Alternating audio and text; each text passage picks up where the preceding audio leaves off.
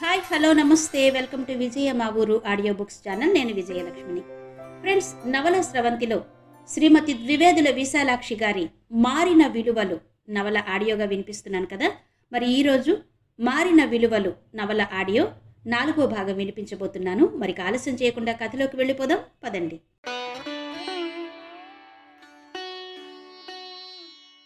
దారి పొడుగునా సాంబశివమన్న మాటలే జానకి మనసులో మెదులుతున్నాయి.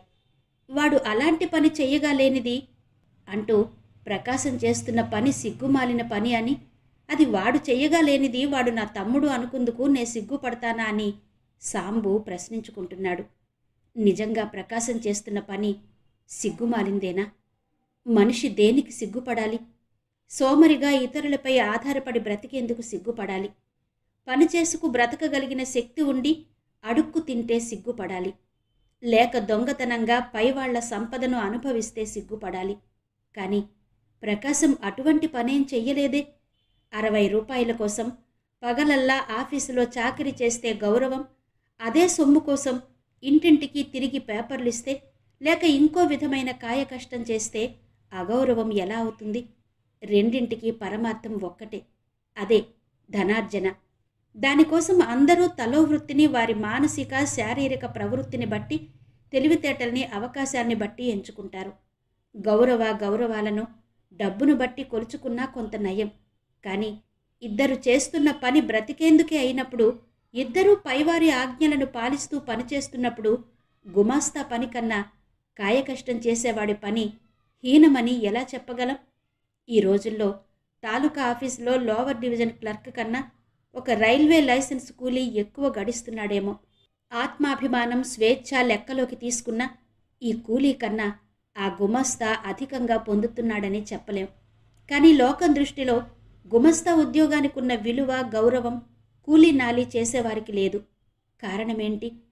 రాత్రి పక్క మీద దొర్లుతూ కూడా జానకి ఇదే ఆలోచించింది. ఎప్పుడూ ఆమెకు తెలియకుండానే ఆలోచనలను తోసుకుని నిద్ర ముంచుకొచ్చింది. జానకి గత దినపు ఛాయలతో తిరుగుతుండగానే ప్రకాశం వచ్చాడు. తన కోసమే ఎదురు చూస్తున్నట్టు వీధి అరుగు మీద నిలబడ్డ అక్కను చూసి ఇంక తను బయటపడక తప్పదనుకున్నాడు. ఏమక్కయ్యా, ఇంకా నీ ఆఫీస్కి వేళ కాలేదా? ఇలా తాపీగా పచార్లు చేస్తున్నావు అన్నాడు. నీకోసమేరా అంది నెమ్మదిగా. ప్రకాశం మాట్లాడలేదు.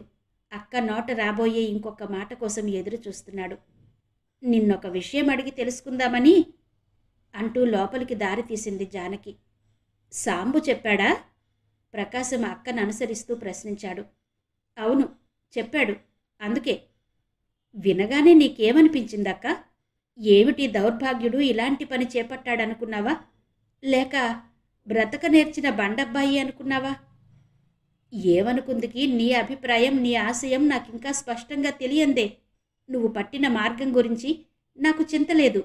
అది నిన్ను ఎంతవరకు తీసుకుపోగలదనే నేను ఆలోచిస్తున్నాను అంది జానకి. అది నన్ను తీసుకుపోయేదేంటక్క?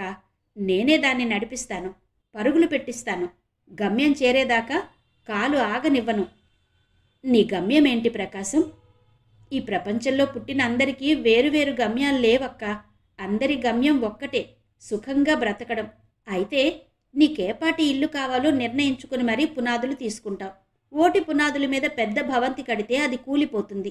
చిన్న ఇంటికి పెద్ద పునాదులు తీస్తే నీకున్న డబ్బు కాస్త ఆ పునాదులే మింగేసి ఇల్లు కట్టుకుందికి ఇంకేం మిగలవు. అలాగే ఈ సుఖజీవనం అన్న పదానికి కూడా మనకి తగినట్టు అర్థం చెప్పుకోవాలి. నా మట్టుకు నాకు ఒకరి మీద ఆధారపడకుండా, ఇంకొకరి ముందు చెయ్యి చాపకుండా జీవితం గడిచిపోతే చాలు. చేతనైతే ఇంకొకరికి సహాయం చేస్తాను, లేకపోతే నా బ్రతుకు నే బ్రతుకుతాను. బ్రతికినంతకాలం నా అడుగు ముందుకే పడాలి. అదే నా ఆశయం, గమ్యం అన్నాడు ప్రకాశం. జానకి మాట్లాడేలోగా కూరల సంచితో సూర్యారావు చెమటలు కార్చుకుంటూ ఇంట్లోకొచ్చాడు. జానకి, అమ్మా, ఈ మాట విన్నారా అని సూర్యారావు ఉద్రేకంగా గావు కేకలు పెట్టాడు. ఏం సంగతిరా? ఏం జరిగింది? సుందరమ్మ వంట ఇంటి నుంచి పరుగున వస్తూ ప్రశ్నించింది. ఈ దౌర్భాగ్యుడు ఇంటింటికి పేపర్లు పంచిపెడుతూ తిరుగుతున్నాడట. ప్రకాశం వైపు మింగేసినంత కోపంగా చూస్తూ అన్నాడు. ఎవర్రా? ఏం పేపర్లరా? ఇంకెవరో అయితే నాకు ఈ గోల ఎందుకే? నీ ముద్దుల కొడుకు ప్రకాశమే. వీధిలో కనిపించినా తెలిసిన వాళ్ళంతా ఒకటే అడగడం.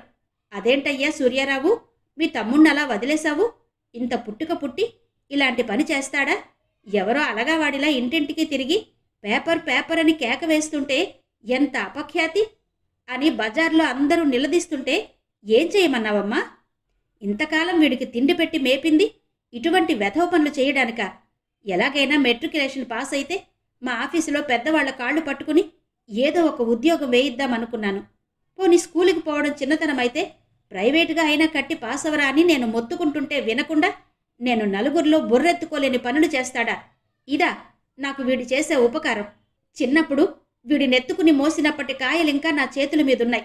శాంత పుట్టినప్పుడు నీకోసం ఏడుస్తుంటే భుజం మీద వేసుకుని రాత్రల్లా తిప్పి నిద్ర పెట్టేవాడిని.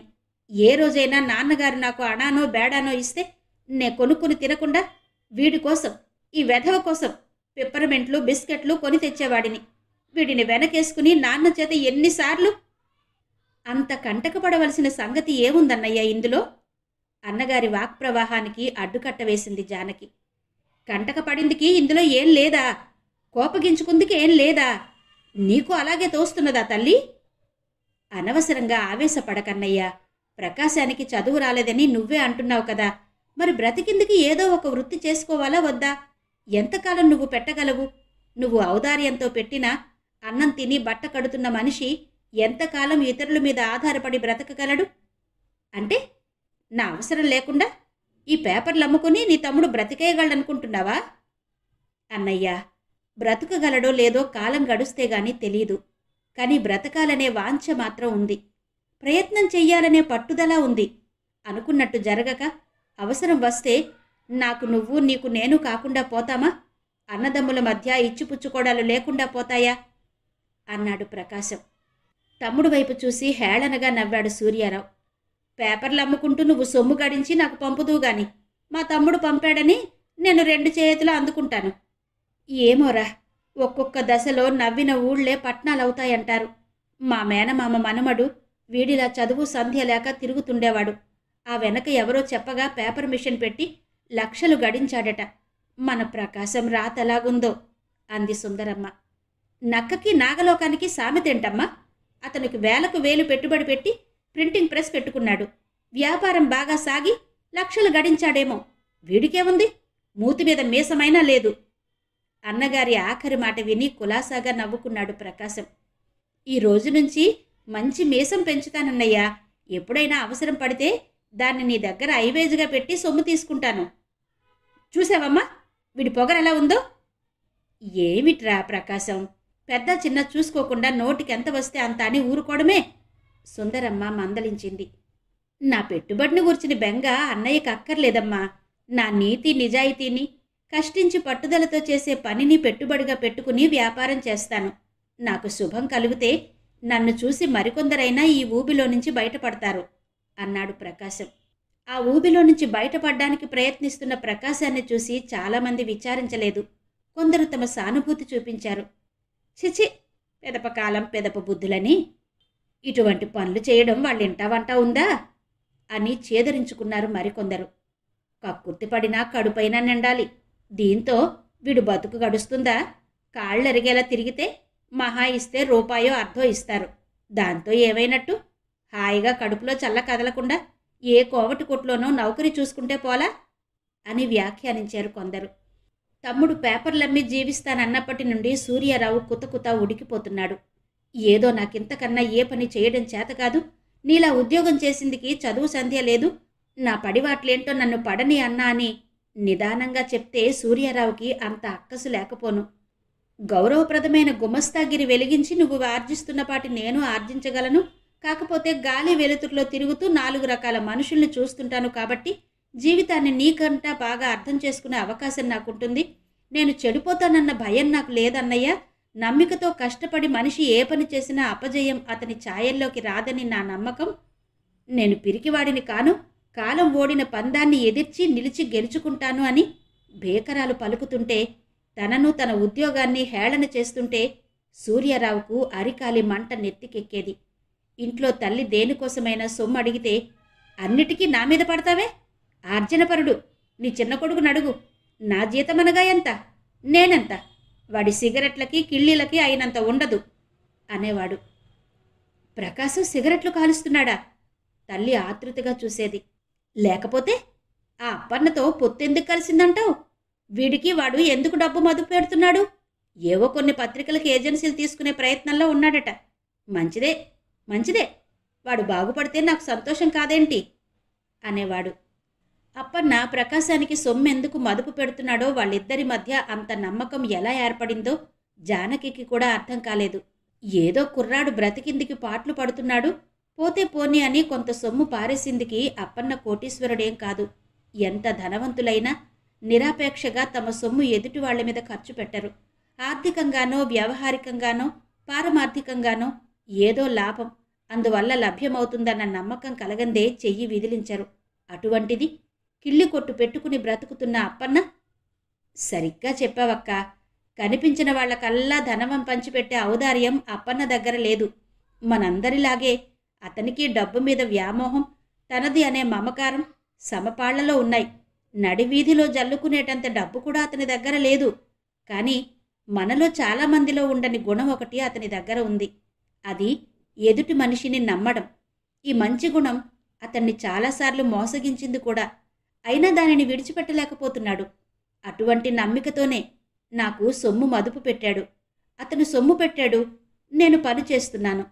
లాభం ఇద్దరం సమంగా పంచుకుంటున్నాం. ఇది మా ఒప్పందం అన్నాడు ప్రకాశం. ఇందులో ప్రకాశం పెద్దగా నష్టపోయిందికేమీ లేదనుకున్నారు ఇంట్లో వాళ్ళు. ప్రకాశానికి మాత్రం అది జీవన్మరణ సమస్యగా అనిపించేది.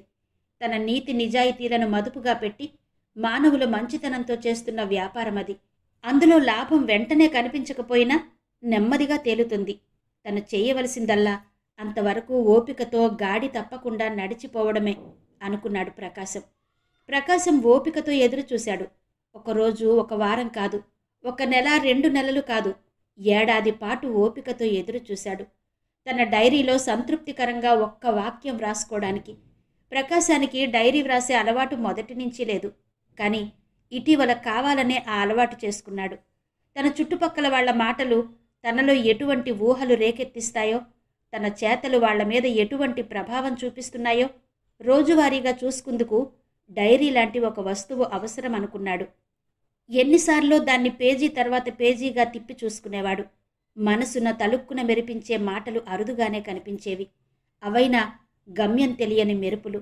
నట్ట నడి సముద్రంలో నావలో ప్రయాణిస్తూ ఏ దిక్కో తెలియని పరిస్థితిలో ఆ చిన్న చీకటిని చీల్చుకొని ఆకాశం అంచులో ఓ మూల లీలగా మెరిసిన మెరుపులాంటిదది.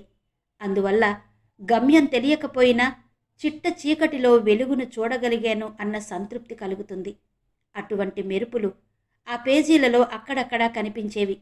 ఏ సహృదయుడైనా అతను చేస్తున్న పనిని సమర్థిస్తున్నప్పుడో, ఏ ఉత్సాహవంతుడైనా ప్రకాశం, నీలాంటి వాళ్ళు ఈ సంఘంలో ఎంతైనా అవసరం అని భుజం తట్టినప్పుడో అటువంటి వెలుగు కొద్దిగా కనిపించేది.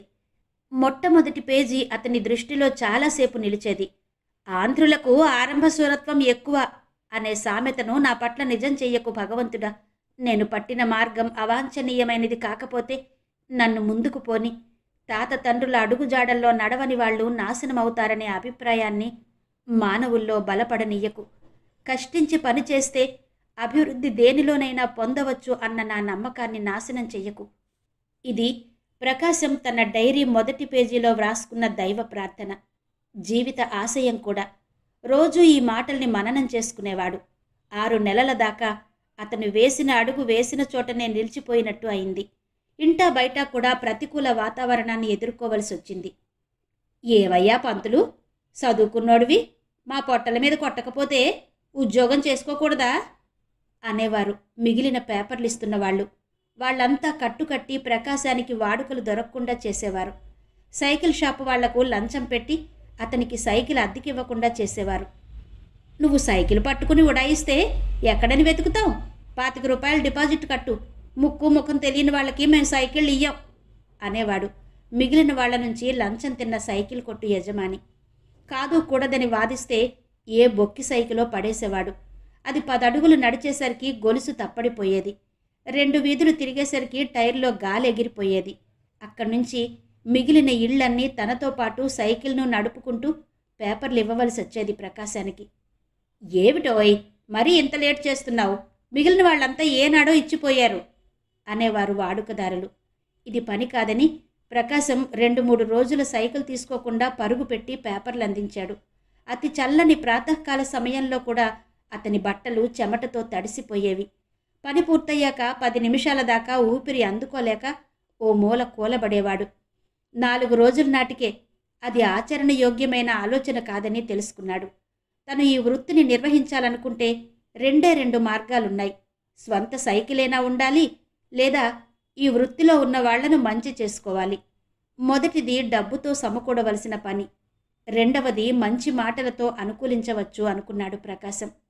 పేపర్ కుర్రాళ్లంతా తమ తమ పేపర్లు తీసుకుని సైకిళ్లకు బిగించి కట్టుకుని రేసుకు సిద్ధంగా ఉన్న పందెపు గుర్రాల్లా సైకిల్ హ్యాండిల్ బార్ల మీద చేతులు పెట్టుకుని నిలబడ్డారు. ప్రకాశం తన కట్ట పేపర్లు చేతిలో పట్టుకు నిలబడ్డాడు. ఏం పంతులు, ఈరోజు పేపర్లు పంచవా? ఎలా పంచేది? నేను మీతో పాటు బ్రతుకుదామని వస్తే మీరంతా కట్టుకట్టి నన్ను తోసేస్తున్నారు. మీరింతమంది ఉండగా నేనొక్కడిని ఎక్కువైపోయానా చెప్పండి అన్నాడు. అది కాదు పంతులు, చదువుకున్నాడువి, ఏదో నౌకరీ చూసుకుంటే సరిపోలే, ఇక్కడికెందుకు రావాలా అని అన్నారు వాళ్ళు. నౌకరీకి సరిపోయే చదువుంటే ఇక్కడికెందుకు వస్తాను, అది లేకే ఈ పని అన్నాడు ప్రకాశం. అయితే నీకు మాలానే చదువు సంధ్యలు లేవన్నమాట. మరంత సోగ్గా బట్టలేస్తావు, నీటుగా తలదూవుతావు, ఇంకా ఏదో పెద్దోడు అనుకున్నావు. ప్రకాశం అన్న మాట వాళ్లకు చాలా హితవుగా ఉంది. అతడు ఏదో విధాన తమకన్నా అధికుడన్న భావన వాళ్లలో కలిగి అతన్ని ముందుకు పోనీయకూడదన్న ఈర్ష్యతో అడ్డు తగిలారు. ఇప్పుడు అతడు తమలాంటి అసక్తుడే అని తెలుసుకున్నాక వాళ్ళకు అతని మీద సానుభూతి కలిగింది. ఎర్ర తొక్కరా, అందుకే డాబుగా కనిపిస్తాడు, పోనీండ్రా, వచ్చినాడు తిరిగి ఎక్కడికి పోతాడు, ఆడికి ఓ సైకిల్ ఇమ్మను అన్నాడు అందరికీ నాయకుడి వంటి రాములు. అంతటితో ప్రకాశం సమస్యలు తీరిపోయాయని చెప్పేందుకు లేదు. పగలల్లా ఎంత కష్టపడినా తగినంత డబ్బు కళ్ళబడేది కాదు. సైకిల్ అద్దెకు కాఫీకి పోగా మిగిలిన డబ్బులు చూసుకుంటే దీనికోసమేనా తను రోజల్లా రెక్కలు ముక్కలు చేసుకున్నది అనిపించేది అతనికి. ఏదిరా నీ ఆర్జన, ఏ రోజు ఇంటికి రాదే, ఏమాత్రం కొడదీసావేంటి, అంతా ఒక్కసారి చూసి మమ్మల్ని ఆశ్చర్యపరుద్దాం అనుకుంటున్నావా అని హేళన చేసేవాడు అన్న. నే చెప్పలా పంతులు, ఈ పని కూడుగుడ్డ పెట్టదని, ఉట్టి దండుగుమారి బేరం, ఏదైనా వ్యాపారం పెట్టవయ్యా అంటే ఇన్నావా అనేవాడు అప్పన్న. వ్యాపారం అంటే పెట్టుబడి కావాలప్పన్నా, పెట్టుబడికి నా దగ్గర సొమ్మెక్కడుంది? ఒకవేళ అదృష్టం కలిసొచ్చి ఏదైనా వ్యాపారం పెట్టినా దీనికి అనుసరించే ఉండాలని నా కోరిక. ఇది ఒక వృత్తిగా స్వీకరించాను. దీని సంగతేదో పూర్తిగా చూడండి వదలలేను, వదలదలచలేదు అనేవాడు ప్రకాశం. 6 నెలలు గడిచేసరికి ప్రకాశం కాస్త కాలు నిలదొక్కున్నాడు. అతని పనిని ఉనికిని చాలామంది గుర్తించారు. సహృదయుల దగ్గర నుండి సలహాలు కూడా అందజొచ్చాయి. తన్నెరిగిన అందరి దగ్గర నుండి మంచి మాటనే ప్రతిఫలంగా పుచ్చుకుని తన చేతనైన విధంగా వారికి సహాయపడేందుకు ప్రయత్నించేవాడు ప్రకాశం. ఆ మంచి భావననే పెట్టుబడిగా పెట్టుకుని తనొకనాడు అభివృద్ధి పొందవచ్చునన్న నమ్మకం అతనికి ఉంది. ఆ పేపర్లిచ్చే కుర్రాడేనా? ఎర్రగా బొద్దుగా? అయ్యో, తెలియకపోవడమేంటి? మా పిల్లల్ని రోజు స్కూల్ బస్ ఎక్కిస్తుంటాడు. దూరం 4 అడుగులైనా మెయిన్ రోడ్డు దాటి వెళ్లాలా, పిల్లలు ఏ కార్ల కింద పడతారో అని భయపడేదాన్ని. ఉదయం పని వేళల్లో ఇల్లు వదిలి 10 నిమిషాలైనా బయటికి వెళ్లేందుకు వీలు పడక చచ్చేదాన్ని అనుకోండి. పర్వాలేదమ్మా, ఆ సమయానికి నే పేపర్లు ఇవ్వడం అయిపోతుంది. ఈ దారంటేగా ఇంటికి పోతాను, పాపల్ని బస్సు ఎక్కించి వెళ్ళిపోతానులేండి అన్నాడు. పాపం, రోజు వేళకొచ్చి పిల్లల్ని తీసుకుపోతాడు. నా ప్రాణం తెరిపిగా ఉందనుకోండి అంటుందొక ఇల్లాలు. అయ్యో, ఈపాటిదానికే మీరు చెప్తున్నారు. మొన్న మేము ఇల్లు మారేటప్పుడు ఎంత సహాయపడ్డాడని. ఆ కుర్రాడు లేకపోతే ఈ పని అయ్యేదా అని అనిపించిందంటే నమ్మండి. ఇంకో గృహిణి అభిప్రాయం. చిన్న పని పెద్ద పని ఏం చెప్పినా చేసి పెడతాడా? ఒక్కరోజైనా అమ్మా నాకు ఇది కావాలని అడగడు సుమండి. ఇంకో ముసలమ్మకు అతనిలో కనిపించిన మంచి గుణం. ఎవరో మర్యాదస్తులైన కుటుంబంలోని వ్యక్తిలాగే ఉన్నాడు. పాపం ఇంట్లో పోట్లాడి వచ్చాడో లేక ఇంటి వాళ్లే వెళ్ళగొట్టారో కాస్త చదువు సంధ్య ఉన్నవాడిలాగే అగుపిస్తాడు. ఇవన్నీ ప్రకాశం గురించి అతని పుట్టు పూర్వోత్తరాలు తెలియని వారి అభిప్రాయాలు. కొంతకాలం గడిచేసరికి ఒకనాడు అతని మీద దుమ్మెత్తి పోసిన పరిచయస్తులు కూడా అతని పనిని మెచ్చుకున్నారు. పిల్లాడు గట్టివాడే, మొండిపట్టు పట్టి నెగ్గుకొస్తున్నాడు. ఆ కిల్లి కొట్టు లేదు, దాని పక్కన పుస్తకాల కొట్టు పెట్టాడట. పత్రికలు, చిన్న చిన్న కథల పుస్తకాలు, తెల్ల కాగితాలు, పెన్సిళ్ళు లాంటివి అమ్ముతున్నాడట. ఉదయం సాయంకాలం పేపర్లు పంచుతాడా, మెయిల్ వేళకు పత్రికలు పుస్తకాలు పట్టుకుపోయి స్టేషన్లో అమ్ముతాట. మిగతా కాలం ఆ కొట్లో కూర్చుంటాడు. ఏదో రోజురోజుకు బాగుపడుతున్నట్టే ఉంది అతని పరిస్థితి. బాగుందండి, కష్టపడుతున్నాడో బాగుపడుతున్నాడు. రోజంతా చాకిరీ చేయడం లేదు. చాకిరీ చేయకుండా ఎవరికి గడుస్తున్నదండి? ఇక్కడ అది కాదు ప్రశ్న. ఆ చేసే పనిలో ఒక క్రమం, నిర్ణయం ఉండాలి. గానుగెద్దు రోజల్లా తిరుగుతుంది, ఎంత దూరం ముందుకు పోతుంది చెప్పండి? అలా తిరిగితే ఏంటి లాభం? ప్రకాశం వినని ప్రజాభిప్రాయాలు ఇలా ఉన్నా అతడు తన మనోగతాభిప్రాయాన్ని ఆ రోజు తన డైరీలో సంతృప్తిగా వ్రాసుకున్నాడు. ఈరోజు విజయదశమి. కిందటి సంవత్సరం ఈ రోజునే నేను నాటిన ఈ మొక్క వేళ్లు నాటుకుని ఈరోజు తొలి చిగురు పెట్టింది. అప్పన్న పెట్టిన అప్పులో కొంత చెల్లు పెట్టాను. ఒక పత్రిక ఏజెన్సీ కోసం సొమ్ము డిపాజిట్ చేశాను. నువ్వే పని చేపట్టినా సఫలమవుతుంది ప్రకాశం అన్న వదిన దీవెన ఫలించింది. బ్రతుకులో నాకిక భయం లేదు, ప్రగతిలో నాకిక శంక లేదు, కష్టించి సాధించలేని కార్యం లేదు, పట్టుదలతో పొందలేని పురోగతి లేదు. ఇది నాకు వేదం, ఇది నాకు గీత, ఇదే నా పూజాపాఠం. ప్రకాశం తన డైరీలో ఏం వ్రాసుకున్నాడో ఆ ఇంట్లో ఎవ్వరికీ తెలియదు. కానీ అతని ముఖంలో కనిపించిన సంతృప్తి మాత్రం అందరూ చూశారు. మొదట్లో ప్రకాశం అలసి సొలసి ఇంటికొచ్చి ఇంట్లో అన్నగారి హేళనలకు, ఎత్తుపొడుపులకు బాధపడి దిగాలుగా కూర్చున్న సమయాల్లో జానకి అతడిని ఉత్సాహపరిచేది, ధైర్యం చెప్పేది. నీ అంతటి నువ్వు నిర్మించుకున్న కొత్త బాట ఇది ప్రకాశం. రాళ్లు తప్పించుకుని, ముళ్లకంపలు తొలగించుకుని ముందుకు నడవాలి. అడవులు, కొండలు అవలీలగా దాటగల ఈ వయస్సులో ఉత్సాహంతో ఉరకలు వేసే ఈ మనస్సుతో ఈ చిన్న గులకరాళ్లకు, పల్లేరుకాయలకు వెరచి అడుగు వెనక్కి లాక్కుంటావా? మంచికో చెడ్డకో ఓ దారి ఎన్నుకున్నావు, ధైర్యంగా ముందుకు నడువు అనేది. ఆ మాట తన అంతర్వాణికి ప్రతిధ్వనిలా అనిపించేది ప్రకాశానికి. ఆ సంవత్సరం పొడుగునా అనసూయమ్మ ఆరోగ్యం అంతంత మాత్రంగానే ఉంటున్నది. 4 రోజులు తిరిగితే 10 రోజులు పక్క మీద ఉండవలసి వస్తుంది. ఆమె బాధ్యతలు కూడా తన్నే నిర్వహించవలసి రావడంతో జానకికి బాలవిహార్లో కార్యభారం అధికమైంది. తనకు తోడుగా ఇంకెవరైనా ఉంటే కానీ పని జరగడం కష్టమనిపించింది. వివిధ మనస్తత్వాలతో రకరకాల వయసుల్లో ఉండే 25 మంది పిల్లల్ని అదుపులో పెట్టి ఉంచడం అంత తేలికైన పని కాదు. అనసూయమ్మ ఆ గదిలో నుంచి ఈ గదిలోకి మాట్లాడుతుంటే, తిరుగుతుంటే పిల్లలంతా ఎక్కడి వారక్కడ నెమ్మదిగా తమ కార్యకలాపాలు సాగించుకునేవారు. ఆమె మాటలో, చూపులో పిల్లల్ని వశపరుచుకునే శక్తి ఉన్నట్టు అనిపించేది జానకికి. జానకి అంతకు మించిన ప్రేమతో వారిని సముదాయిస్తున్న ఆమె మాటలకు పిల్లలు విలువ ఇవ్వరు. అందులో కాస్త పెరిగిన పిల్లల్ని అదుపులో పెట్టడం జానకి వశంలో లేకుండా పోతున్నది. ఈ విషయం గురించి అనసూయమ్మతో మాట్లాడి కొంతకాలం వరకైనా సాయంగా ఇంకొకరిని వేసుకోవలసిన అవసరం ఉన్నదని భావించింది జానకి. వరండాలో కుర్చీలో కూర్చున్న అనసూయమ్మ గేటు దగ్గర నుండే జానకిని చూసి, ఇంకా నీకోసం కబురు పంపుదామనుకుంటున్నాను, నువ్వే వచ్చావు అంది. బాలవిహార్ గురించి మీతో కొన్ని విషయాలు మాట్లాడాలని అంది జానకి. నేననుకుంటున్నది అదే. ఈ మధ్య నీతో చెప్పాను కదూ, మా తమ్ముడు గోవిందబాబు వస్తున్నాడని. నిన్న రాత్రి రైల్లో వచ్చాడు.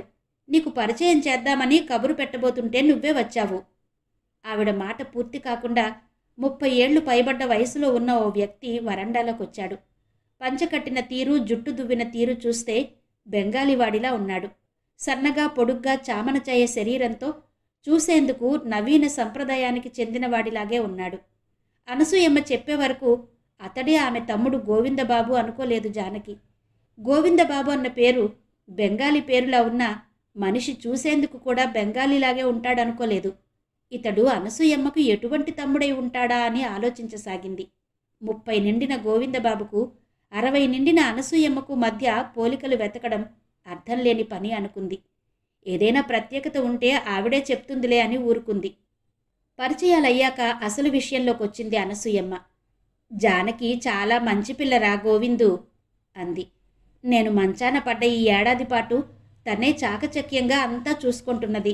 నా అనారోగ్యం చూస్తే ఇక పూర్వంలా తిరగనిచ్చేది లేదు అనిపిస్తున్నది. అందుకే నీకుత్తరం రాశాను. కాస్త జానకి పని తగ్గినట్టు అవుతుంది, నీకు మా బాలవిహార్ చూసినట్టు అవుతుందని రమ్మన్నాను. కొంతకాలం చూసి నీకిష్టమైతే ఇక్కడే ఉండిపోవచ్చు. మాకు ఒక డాక్టర్ అవసరం ఎప్పటికప్పుడు ఉండేదే. ఇంతమంది పిల్లల్లో ఎప్పుడూ ఎవరికో ఒకరికి పైత్యం శైత్యం వస్తూనే ఉంటాయి. నువ్వైతే ఒక వైద్యమే కాక మిగిలిన పనులు కూడా చూసుకుపోతుండొచ్చు అందావిడ. సరే, ఆ విషయాలన్నీ తాపీగా మాట్లాడుకోవచ్చక్క. ముందు నాకు మీరు చేస్తున్న పని నచ్చాలి. అటు తర్వాత అక్కడ డిస్పెన్సరీ మూసుకు రావాలి. ఏదో 1-2 నెలలైతే నాన్నగారు ఎలాగోలాగా చూడగలరు. కానీ ఎల్లకాలం అంటే కష్టం. అతనికి నీ వయసే ఉంటుంది కదా. సరే, నీ ఇష్టం అన్నాను కదా. జానకి, రేపు గోవిందబాబుని తీసుకెళ్ళి మన ఆఫీసు, హాస్టలు, పిల్లల క్లాస్ రూములు అన్నీ చూపించు. మన ఆదాయ వ్యయాలు కూడా చూపించడం అవసరమే అనుకుంటాను. 1-2 నెలలుంటాడు కాబట్టి అన్ని విషయాలు అతను తెలుసుకుంటే నీకు కొంచెం పని తగ్గుతుంది. నాకు సులువుగా ఉంటే నేనే వస్తాను. లేకుంటే నువ్వే ఇతన్ని అందరికీ పరిచయం చెయ్యి. నాకు బదులుగా కొన్నాళ్ళు ఇతడు పని చేస్తాడని చెప్పు. అలాగేనమ్మా. రేపు ఉదయం ఇంటి నుండి తిన్నగా ఇక్కడికే వచ్చి గోవిందబాబు గారిని తీసుకుని వెళ్తాను అంది జానకి. సరే, మరి నువ్వు వెళ్ళు, చీకటి పడుతోంది అంది అనసూయమ్మ. గోవిందబాబుతో మాట్లాడాక అతడు బెంగాలీ ఏమో అన్న అనుమానం జానకికి తీరిపోయింది. అతని తాత ముత్తాతల నాడు వీళ్ల కుటుంబం ఉద్యోగరీత్యా కలకత్తా వెళ్ళిపోయారట. గోవిందబాబు పుట్టుక, విద్యాభ్యాసం అంతా బెంగాల్లోనే జరిగింది. అతని తాతగారి పేరు గోవిందయ్య. బెంగాల్లో పెరగడం చేత తాతగారి పేరు పెట్టుకున్న గోవిందబాబుగా తయారయ్యాడితడు. వీరికి అనసూయమ్మకు వేలు విడిచిన సంబంధాలేవో ఉన్నాయట. కానీ అనసూయమ్మ గారి భర్తకు గోవిందబాబు తండ్రికి ఉన్న స్నేహం ఆ బాధరాయణ సంబంధం కన్నా గొప్పది. ఆ మూలంగానే వీరింటికి వారింటికి రాకపోకలు జరుగుతూ ఉండేవి. గోవిందబాబుకు బాలవిహార్ వంటి సేవా సంస్థలంటే ఆదరం, అభిమానం ఉన్నాయి. అతడు డాక్టర్ డిగ్రీ పుచ్చుకుని కలకత్తాకు దగ్గరలో ఉన్న ఒక పల్లెటూరులో డిస్పెన్సరీ పెట్టి అనాథలకు, దరిద్రులకు మందుమాకులిస్తూ చుట్టుపక్కల గ్రామాల్లో సంచార ఆసుపత్రులు నడుపుతున్నాడు. తండ్రి తాతలు డబ్బు గడించవలసిన బెడద అతనిపై పెట్టనందున తన ఆదర్శాలను ఆచరణలోకి తెచ్చుకునే ప్రయత్నంలో ఉన్నాడు గోవిందబాబు. తన అభిప్రాయాలకు దగ్గరలో ఉన్న ఈ బాలవిహార్ను అనసూయమ్మ ఎలా నడుపుతున్నదో చూసిపోవాలని అతను అనుకుంటున్న సమయంలోనే ఆమె దగ్గర నుంచి ఉత్తరం రావడం, ఇతడు ప్రయాణం కావడం జరిగింది. జానకి అతన్ని బాలవిహారంతా తిప్పి పేరు పేరున అన్నీ చూపించింది. అక్కడ పనిచేస్తున్న వాళ్లకు, పిల్లలకు అతన్ని పరిచయం చేసింది. వీళ్ళు వెళ్లేసరికి అక్కడ ప్రార్థన జరుగుతున్నది. చిట్టుపొట్టి పాపలంతా పువ్వుల్లాంటి తమ చేతుల్ని జోడించి టీచర్ ముఖంలోకి దృష్టి నిలిపి నిలుచున్నారు. కాస్త పెద్దవాళ్లు, పాట నేర్చిన వాళ్ళు, పలక నేర్చిన వాళ్ళు టీచర్తో పాటు ప్రార్థనలో తమ గొంతులు కలుపుతున్నారు. నీవే తల్లివి తండ్రివి, నీవే నా తోడు నీడ అంటూ ఆ పసిపాపల నోట ఆ మాటలెప్పుడూ జానకి కళ్లలో నీళ్లు తెప్పిస్తాయి. ఆ పిల్లలకు ఆ మాటలలో అర్థం తెలీదు. తాము భరోసా పెట్టుకున్న ఆ భగవంతుని గురించి అంతకన్నా తెలీదు. వాళ్లకు కావలసింది టీచరు మెప్పడం. శభాష్ పాపా, బాగా పాడావనో, చూడు ఆ బాబు ఎంత భక్తిగా కళ్ళు మూసుకుని ప్రార్థన చేస్తున్నాడనో. అలా అంటే అంతే చాలు. తెలిసి చేసినా తెలియక చేసినా భగవంతుడు వాళ్లకు తల్లి తండ్రి అయ్యి కాపాడాలని మనసులో కోరుకుంటుంది జానకి. ప్రార్థన పూర్తయింది. పిల్లలంతా జానకిని చుట్టుముట్టారు. అక్కా, అక్కా, అమ్మ రాలేదా? నాకు అమ్మను చూడాలనుంది. అమ్మ నిన్న కూడా రాలేదు. ఇలా ఒక్కొక్కరు అడుగుతున్నారు. ఈరోజు సాయంకాలం అమ్మ తప్పకుండా వస్తారమ్మా. నిన్న మీరు చేసిన కత్తి పడవలు, గూడు పడవలు, ఇంకా లవంగాల బుట్టలు అన్నీ జాగ్రత్తగా ఉంచారా? అమ్మ రాగానే అన్నీ చూపించాలి మరి. అక్క, అక్క, మా టీచరు ఏరోప్లేన్ చేయడం నేర్పింది. నేనెంతో బాగా చేశాను. తీసుకొస్తాను, చూస్తావా? ఇప్పుడు కాదులే, తర్వాత చూస్తాను. నేను మీకోసం ఎవరిని తీసుకొచ్చానో చూసారా? ఈయనెవరక్క? మాకేం నేర్పుతారు? మంచి మంచి కథలొచ్చా? మేమేమని పిలవాలేంటి? పిల్లలందరూ తలో ప్రశ్న వేశారు. ఈయన పేరు గోవిందబాబు. చాలా మంచివారు. మీకు కథలు, కబుర్లు చాలా చెప్తారు. ఆయనకెన్నో ఆటలు కూడా వచ్చునట. మీరంతా బుద్ధిగా ఉంటే మీకవన్నీ నేర్పుతారు. అంతేనా గోవిందరాజులు? అంది జానకి అతని వైపు తిరిగి. పిల్లలకు ఆ పేరేమంత బాగున్నట్టు లేదు. అందులో చిన్నపిల్లలు ఆ పేరు తమ నోరు తిరుగుతుందా లేదా అని నోటిలోనే గొణుక్కుని చూసుకుంటున్నారు. అందరూ తమలో తాము మెల్లగా అనుకుంటున్నా అదంతా కలిసి పెద్ద గోలగా వినిపించింది. ఏంటా గోల ష్ అని గదమాయించింది టీచర్.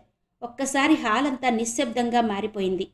అప్పటికి పిల్లల మనసుల్లో ఈ కొత్త వ్యక్తిని తాము ఏమని పిలవాలా అన్న సంశయం మిగిలే ఉంది. ప్రశ్నార్థకమైన చూపులతో జానకిని, గోవిందబాబును మార్చి మార్చి చూస్తున్నారు.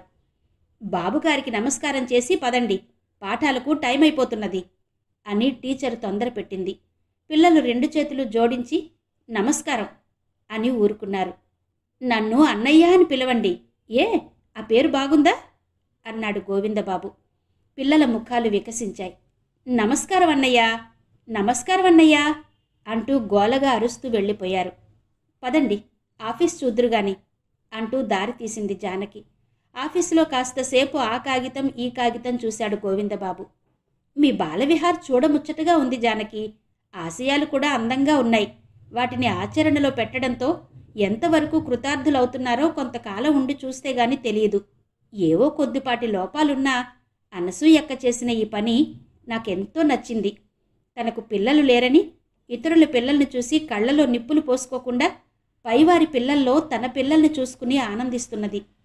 ఈమె ఆఖరి పిల్ల పోయాక ఈవిడిని చూసిన వాళ్ళు తిరిగి ఇలా మనిషిలా బ్రతకగలదనుకోలేదట. మా నాన్నగారు చెప్తుండేవారు. అనసూయక్క భర్త ఈవిడని ఇటువంటి సత్కార్యం వైపు తిప్పిందికి ఎంతగానో బాధపడ్డాడట. భగవంతుడి ఇది ఒకందుకు మంచిదే చేశాడేమో అనిపిస్తుంది నాకు. అనసూయక్క సొమ్ము తన 5 పిల్లలకే పరిమితం కాక ఇంతమంది పిల్లల బ్రతుకులు దిద్దుతున్నది అన్నాడతను. గోవిందబాబు రాకతో బాలవిహార్లో ఎన్నో మార్పులు వచ్చాయి. అనసూయమ్మ అనారోగ్యం మూలంగా ఆగిపోయిన స్టాఫ్ క్వార్టర్స్ పని తిరిగి ప్రారంభమైంది. ఆ పని పూర్తయితే బాలవిహార్లో పనిచేస్తున్న అందరికీ వసతి సౌకర్యాలు ఏర్పడతాయి.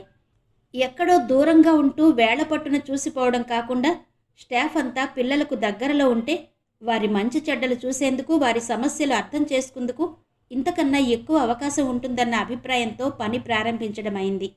3-4 నెలలు జోరుగా పనిచేస్తే నిర్మాణం పూర్తయిపోతుంది.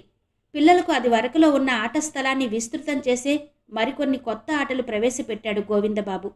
చిన్నతనంలో ఆటల్లో ఆరితేరిన అతడు ఆ వయసులో కూడా పిల్లలతో సరిగా గెంతుతూ తుళ్ళుతూ ఆడుతుంటే మనిషి ఏ వయస్సులోనూ బాల్య చాపల్యాన్ని వదులుకోలేడేమో అనిపించేది జానకికి. ఇటువంటి సేవా సంస్థలు సమర్థంగా నడవాలంటే ఈనాడు అమల్లో ఉన్న పద్ధతుల్లో కొన్ని మార్పులు రావాలని, వాటిని ఆచరణలో పెట్టిన నాడే అందుకు సంబంధించిన వాళ్ళు పూర్తి ఫలితాన్ని పొందగలుగుతారని గోవిందబాబు అభిప్రాయం. విరిసి విరియని మొగ్గల్లా ఉన్న బాలవిహార్ పిల్లలు అతని ఆశయాలకు పురెక్కించారు. తగిన వాతావరణం, డబ్బు, అధికారం చేతిలోకి వచ్చేసరికి గోవిందబాబు తన ఆలోచనలన్నీ కార్యరూపంలో పెట్టిందే ఇక్కడి నుంచి కదలకూడదని నిర్ణయించుకున్నాడు. అనసూయమ్మ బాలవిహార అభివృద్ధికి తన సహాయం, అంగీకారం ఎప్పుడూ ఉంటాయని అతనికి నమ్మకం కలిగించింది. తన అనారోగ్య స్థితిలో అతడు వచ్చి ఆ భారం వహించడం బాలవిహార్ పిల్లల అదృష్టమని సంతోషించింది. అందరి ఆలోచనలు ఒక్కలాగుండవు. అనసూయమ్మ అనారోగ్య పరిస్థితిని సాకుగా చేసుకుని ఆవిడ అనంతరం ఆస్తంతా చేజిక్కించుకోవాలని గోవిందబాబు ఈ పన్నాగం పన్నుతున్నాడని కొందరి అభిప్రాయం. చూస్తుండండి, ఇతడి చేతుల్లోకి అధికారం రాగానే 3 రోజుల్లో చెట్టు మీద పిట్టల్లా పిల్లలందరినీ వెళ్ళగొట్టి బాలవిహార్ తలుపుకి తాళం వేస్తాడు. రామరామ, ఆ పిల్లల గతేమవుతుందో అని ఎప్పుడో జరుగుతుందని తాము ఊహించుకుంటున్న పిల్లల అభాగ్య స్థితికి కన్నీరు కార్చారు కొందరు దయామయులు. ఎంతో తెలివైందనుకున్న అనసూయమ్మ ఈ ఆషాఢభూతి చేతిలో పడిందేంటి? ఎవరో మనలాంటి 4 పెద్దల్ని ట్రస్టీలుగా ఏర్పాటు చేస్తే సరిపోదు అన్నారు మరికొందరు. ఎవరెలా అనుకుంటున్నా గోవిందబాబు మరికొంతకాలం బాలవిహార్లో ఉండేందుకు నిశ్చయించుకున్నాడు. నేను తిరిగి వచ్చే వరకు మీరు మరొకరిని సహాయం తెచ్చుకుని అక్కడ డిస్పెన్సరీని నడుపుతుండండి, నా కోసం ఈ శ్రమ మీరు తీసుకోక తప్పదు అని తండ్రికి ఉత్తరం రాశాడు. గోవిందబాబు రాకకు పూర్వం ఎంతటి పనైనా చేసుకుని ఇల్లు చేరుకుంటాననే ఆతృతలో ఉండేది జానకి. ఈ పిల్లల పట్ల తను చూపిస్తున్న అభిమానమంతా తను నిజంగా అభిమానించే మరికొందరి పురోభివృద్ధి కోసమని అనుక్షణం జ్ఞప్తికి తెచ్చుకుంటుండేది. ఈ ఉద్యోగం వదిలివేసిన క్షణం నుంచి ఈ పిల్లలకు తనకు ఏమీ సంబంధం ఉండదు. అలా తెగిపోని అనుబంధం, తెంపుకోలేని అభిమానం ఇంకో దగ్గర ఉన్నాయన్న తలంపే ఆమెను ఇంటికి ఆకర్షించేవి. ఇటీవల ఆమె ఆలోచనల గతే మారిపోయింది. గోవిందబాబుతో పరిచయమయ్యాక తన ఆలోచనల్లో, చేతల్లో మంచి చెడ్డలను తరచి తరచి చూసుకునే అలవాటు ఏర్పడింది. ఈ ఆత్మ పరిశోధనకు తగినంత అవకాశం ఉండేది వారి సంభాషణలో. మనం ఇంతగా పిల్లల్ని ప్రేమిస్తున్నామా గోవిందబాబు? వాళ్ళ బాగు కోసం ఇంత సొమ్ము ఖర్చు పెడుతున్నాము. వాళ్ళు మనల్ని ప్రేమతో అభిమానంగా చూసినట్టే అనిపిస్తుంది. కానీ ఆ అభిమానం సహజంగా వాళ్ళ మనసుల్లో పుట్టింది కాదేమో అనిపిస్తుంది నాకు. వాళ్లకు మన పట్ల కృతజ్ఞత మినహా ఇంకేం లేదనిపిస్తుంది. అదే ఇంటిలో పిల్లలైతే అనేది. అక్కడే మనం పొరపడుతున్నాం జానకి. వాళ్ల మీద మనం దయ జాలి చూపించి ప్రేమిస్తున్నాం అనుకుంటున్నాం. దానికి ప్రతిఫలంగా ఆప్యాయత కోరుకుంటున్నాం. ఇది అన్యాయం కాదు? దయకు జాలికి ప్రతిఫలం కృతజ్ఞత, ప్రేమకు ప్రతిఫలం ఆప్యాయత. మీ ఇంట్లో మీ తోడబుట్టిన వాళ్ళు సంతగించి దెబ్బలాడి తమ కోర్కెలు సాధించుకున్నట్టు ఇక్కడ వీళ్ళు చెయ్యలేరు. ఎందుచేతనంటారు? ఆ హక్కు మీ దగ్గర తనకు లేదని వాళ్ళ అభిప్రాయం. జాలి వల్ల పుట్టిన ప్రేమలో ఆ హక్కు ఎదుటివారికి సంక్రమించదు. అందుకే అటువంటి వారి ప్రేమలో ఆప్యాయత లోపించి కృతజ్ఞత నిండిపోతుంది అనేవాడు గోవిందబాబు. గోవిందబాబు మాటల్లో సత్యం ఉన్నదనిపించింది జానకికి. ఇంతకాలం తను బాలవిహార్ పిల్లల్ని సొమ్ము కోసమే ప్రేమించింది. కాకపోతే తల్లిదండ్రులు లేని అనాథలని జాలి తలచింది. కానీ ఏనాడు హృదయపూర్వకమైన ప్రేమాభిమానాలు ఆ పిల్లల పట్ల తన మనస్సులో కలగలేదు. వాళ్లను చూస్తుంటే శాంతను, సాంబును, ప్రకాశాన్ని చూస్తున్నప్పటి అనుభూతి కలగలేదు. తనలో లేనిది అనసూయమ్మలో ఉన్నది అదే అని తెలుసుకుంది జానకి. అందుచేతనే పిల్లలు ఆమెకంత మాలిమిగా ఉండి తనంటే లక్ష్య పెట్టేవారు కాదు. కానీ జంతువులకున్నట్టే పిల్లలకు కూడా తమను ప్రేమించే వారి మనసులను అర్థం చేసుకోగలిగే ప్రత్యేక జ్ఞానం ఉంటుందిలాగుంది. తను తన ప్రేమాభిమానాల్ని ఇంటి దగ్గర భద్రపరిచి ఇక్కడ నటన చెయ్యబోతే పసికట్టి ఆ పిల్లలు తన నటనను తన మీదకే తిప్పికొట్టేవారు అనుకుంది. జానకి అభిప్రాయాల్లో వచ్చిన మార్పు పిల్లల కళ్ళలో కూడా కనిపించింది. వాళ్ల చేతల్లో, మాటల్లో ఆప్యాయత, ప్రేమ ప్రవహిస్తున్నట్టు అనిపించింది ఆమెకు. నిజానికి ఏనాడు ఆమె పిల్లల కళ్ళలో చూసింది తన ప్రతిబింబమే. తన ప్రేమలో కల్మషం ఉన్నంతకాలం అది వారి కళ్ళలో ప్రతిఫలించింది. కడిగిన అద్దాల్లా ఉండే పసివాళ్ల మనసుల్లో మన కృత్రిమ రూపం ఛాయను చూసుకుని ఆ కల్మషాన్ని వాళ్లకు అంటగట్టే ప్రయత్నం చేస్తాం అనేవాడు గోవిందబాబు. అతనితో మాట్లాడుతుంటే జానకికి సమయం తెలిసేది కాదు. చాలాసార్లు వేళ తప్పి ఇంటికి వెళ్ళి తల్లి చేత, అన్న చేత చివాట్లు తిన్నది. సాధారణంగా అనసూయమ్మ, గోవిందబాబు, జానకి ఆఫీస్ పనులు ముగిశాక లాన్లో కూర్చుని మాట్లాడుకునేవారు. బాలవిహార్ కేంద్రంగా తీసుకుని మొదలయ్యే మాటలు పెరిగి పెరిగి వారు ఊహించలేనంత పరిధిలో వృత్తంగా తయారయ్యేవి. సంకుచితమైన మానవ నైజాన్ని శుభ్రపరుస్తూ పెంచుకుంటూ పోతే ఆఖరికి తను అన్న పదార్థం లేకుండా పోతుందనిపించేది జానకికి. గోవిందబాబు వచ్చిన మొదట్లో అతని మాటల మీద, చేతల మీద ఒక కన్ను వేసి ఉంచిన త్వరలోనే అతని కార్యదీక్ష, సత్ప్రవర్తన తెలుసుకోగలిగింది అనసూయమ్మ. అప్పటి నుండి చాలా వరకు బాధ్యతలు అతనిపై విడిచి తను విశ్రాంతి తీసుకోసాగింది. మారిన విలువలు. శ్రీమతి ద్వివేదుల విశాలాక్షి గారి నవల ఆడియో 4వ భాగం విన్నారు కదా. మిగిలిన కథ తర్వాతి భాగాల్లో వినిపిస్తాను. అంతవరకు సెలవు. నమస్తే.